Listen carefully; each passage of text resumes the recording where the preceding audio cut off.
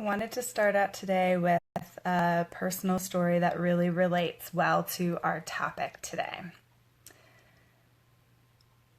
When I started really working on having a conscious relationship with myself, after really not doing that very well, I have shared a little bit about my personal journey, going through a lot of trauma growing up and really working through that as a young adult and into my adulthood.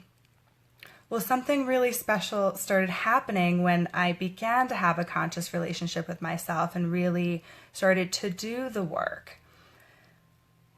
The relationships that I had in my life, one of two things happened actually. The more conscious I became and the more focused on love and unity and peace and forgiveness I became, either my relationships also did really well and the person that I was in a relationship with, they started to do really well, despite me not actually working super hard on the actual relationship, just by me embodying having a conscious relationship with myself. And then they started to have more of a conscious relationship with themselves. And then we started to have a more conscious relationship together. And a really great example of that is my parents, who you saw last week. I didn't have the strong, really loving relationship that I have with them now. It wasn't always like that by any means. We're all a progression and we're all working on ourselves little by little. So it's really amazing what can happen when you make the commitment to have a conscious relationship with yourself and start making these changes. And as far as what happened to some of my other relationships, well, unfortunately, some people weren't able to meet that, and those relationships slowly fell out of my life in a really natural way. And that does happen. However, we're all on our own journey, and it's important not to get too attached to those relationships that really aren't serving us anymore. And that's what I really came to realize is as I did this work on myself, those relationships really weren't benefiting me anymore, and they weren't benefiting the other person either. So it's all good in the long run. I just wanted to share a little bit of that because I know that it can be, I guess I always put myself in the audience's shoes, and as growing up with a lot of issues and a lot of confusing emotional processes, I kind of looked at other people if they had it all figured out and had it all put together. I was kind of like, well, you don't really get me then, and you don't really understand what I've had to go through, and look at you with your shiny, happy family, and good for you, but you don't know the real problems I have. So I just wanted to put that out there that, I get it from my own perspective, and we're all a work in progress. So thank you so much for joining me today. I'm Jessica Disbrow, licensed social worker and registered psychotherapist in the state of Colorado. I'm also the founder and primary therapist of Higher Consciousness Healing. We're an innovative mental health practice in Lakewood, Colorado, offering community building, free online education, and individual and group therapy services. We also specialize in services for millennials. Right now you're watching our live video blog, which we air every Saturday at 10 a.m. Mountain Time, where we talk about different mental health topics from a spiritual and scientific perspective. So welcome to the show. I'm so glad you can join us today. Please, if you have any questions or comments, feel free to ask them during the show. There is a little bit of a lag time on Facebook Live, so I want to make sure to answer any of those as they come up if appropriate, or I'll hold them till the end. So definitely feel free to participate. All right. Last week, we talked about how to make an unconscious relationship conscious. And we covered something important, which is that it really only takes one person to make a relationship conscious. And while it does require a lot of unconditional love and space in that case, where you are giving yourself to someone who doesn't necessarily have the same level of consciousness as you do, it can still be really expanding, and you'll learn and grow so much anyway. A really great example of that is a parent giving to their child. You know, a child doesn't have the same level of consciousness that an adult has. And so we really do give that unconditional love and giving to our children, ideally. Well, today we're going to be covering what conscious relationships really need at the foundation. Well, I've done a lot of research, and my whole career has really been based in relationships. I worked for several years in an agency where we were really seeing domestic violence and dysfunctional relationships all the time with our clients.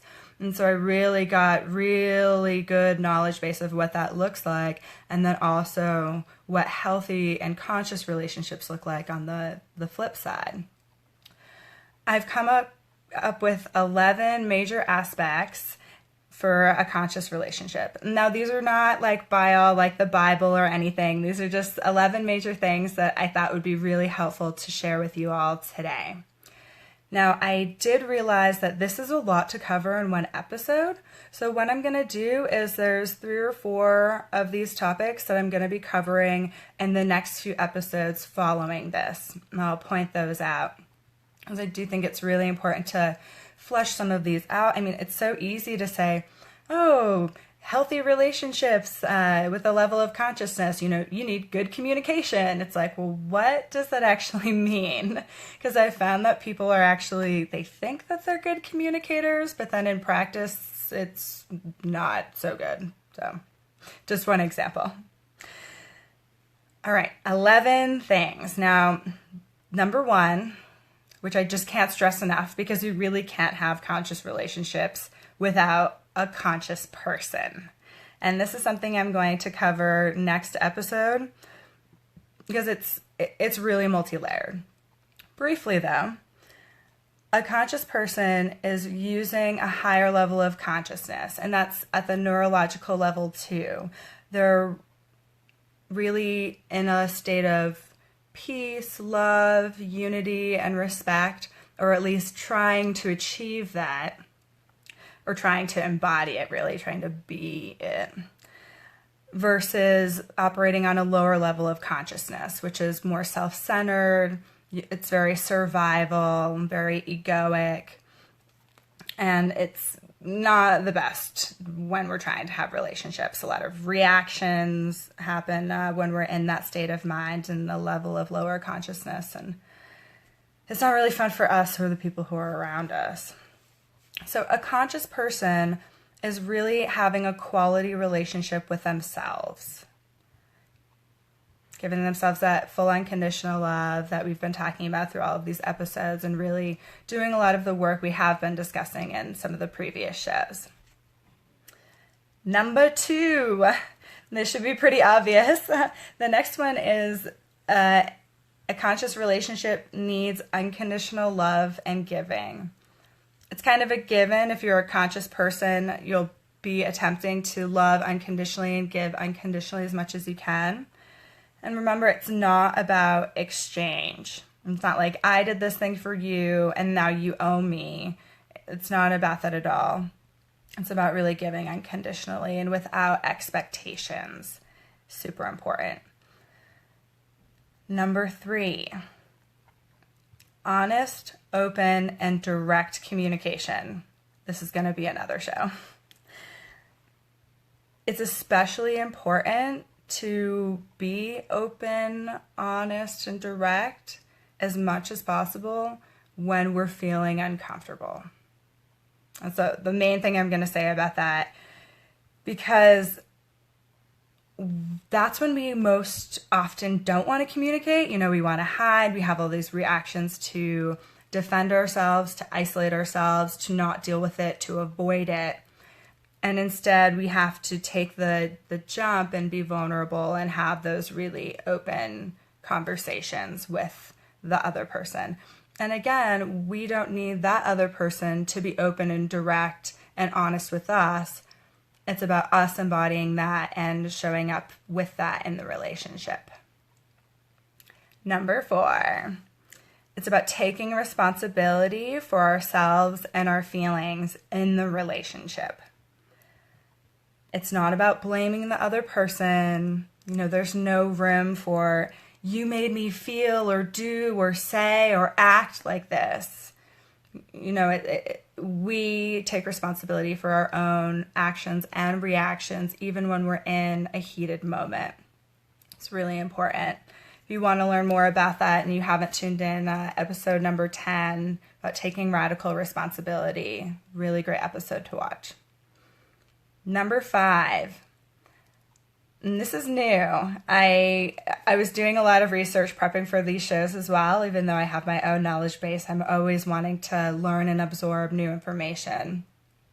And something that I came across, which was amazing, is active trust versus passive trust. And it's important to embody a sense of active trust, which is I decide to trust. I take responsibility for trusting, versus passive trust, which is I'm waiting for the other person or the universe or whatever the situation is to prove to me that it's safe enough for me to trust. That doesn't work out for a variety of reasons, because we tend to be kind of a paranoid bunch by design. And so when we're waiting for someone to prove us that we can trust them, usually what happens is we look for little things that prove that we can't trust them, and then we use it against them to not trust and not take those risks. When really those little things are, everybody has their own issues. Everybody has their own issues. And I'm going to talk a little bit more about holding space for that as we come up. So deciding that we can trust and taking responsibility for that. Number 6, having a sense of unity is really important. And now this gets a little complicated when you are trying to have a relationship with someone who is less conscious than you or not conscious around certain things, because we tend to compartmentalize our consciousness. However, having that be the goal, that we resolve conflicts together and we create a sense of safety and trust together in the relationship, and we work towards not blaming the other. Really important to have that sense of unity as much as possible.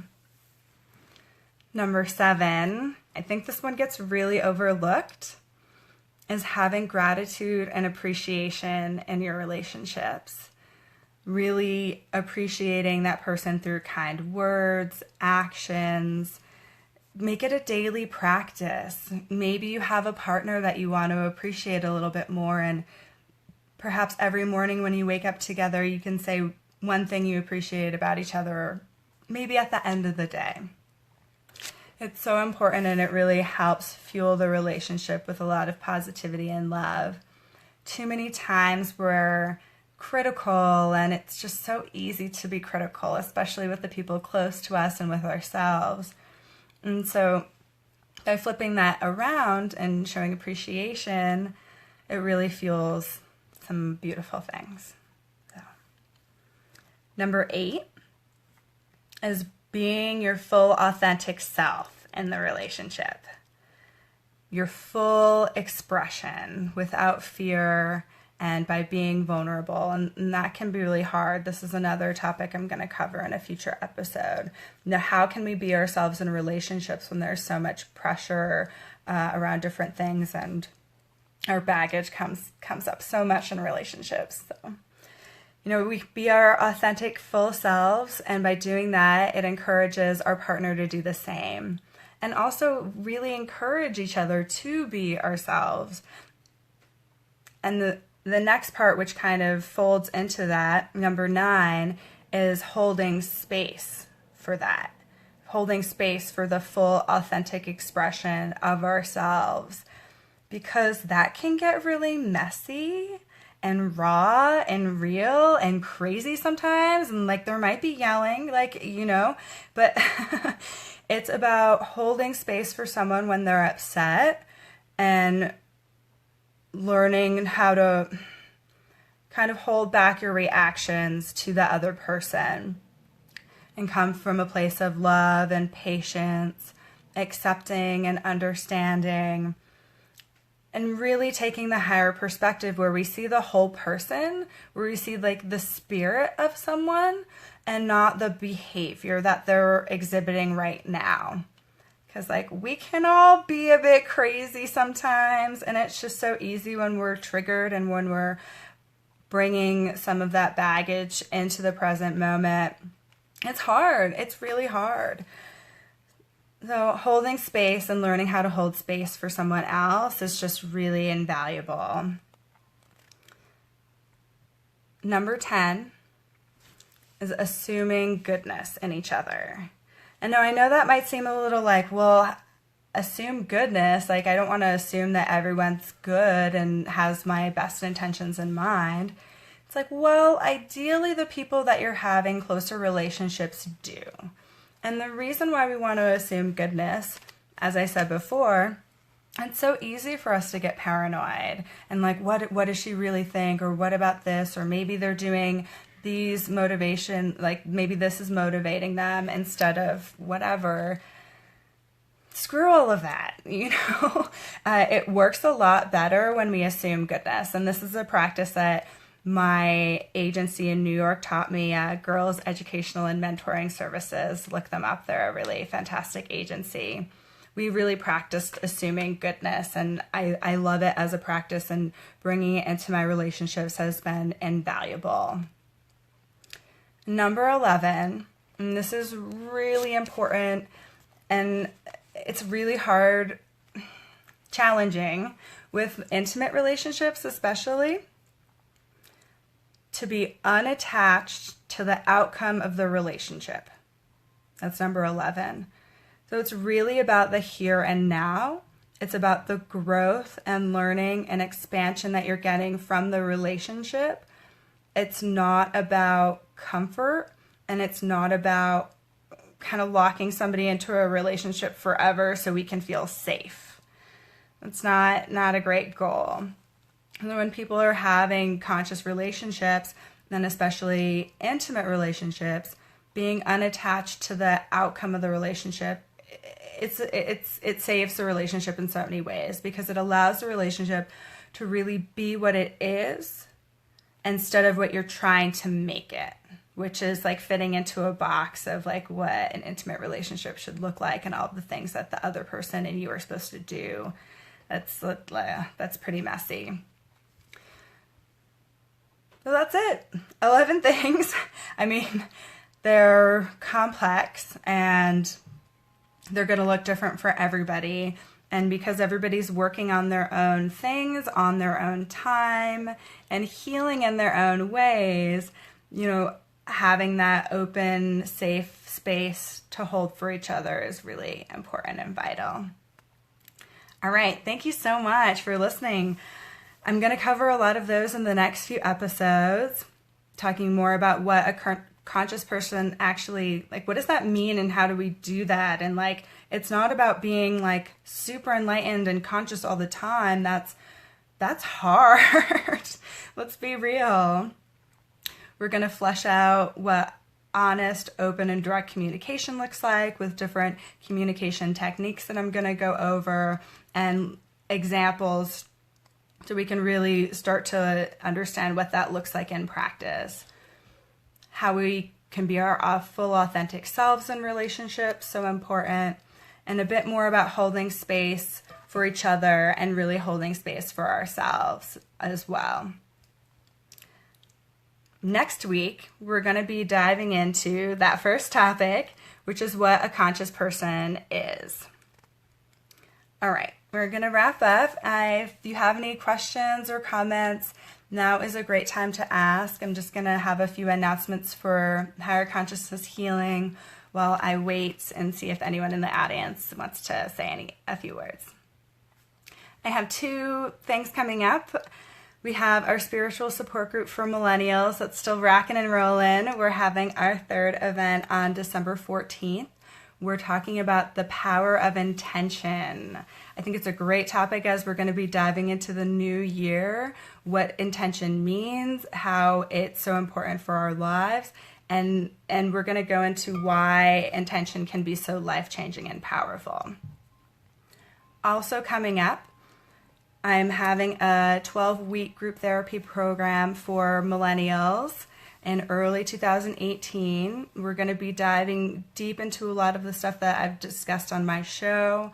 We're going to be diving deep into trust and safety, talking more about the brain and body connection, self-love, and all the ways we can embody that, and just how healing and transformative that is.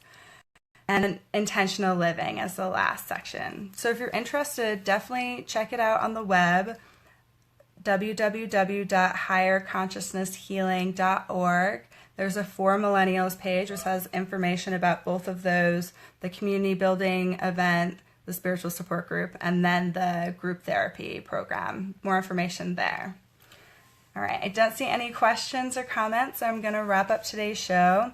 Please, if you're watching and you're not live, please feel free to comment below if there's any of these topics that you would love to see talked about more or have questions about. Definitely feel free to interact on the page.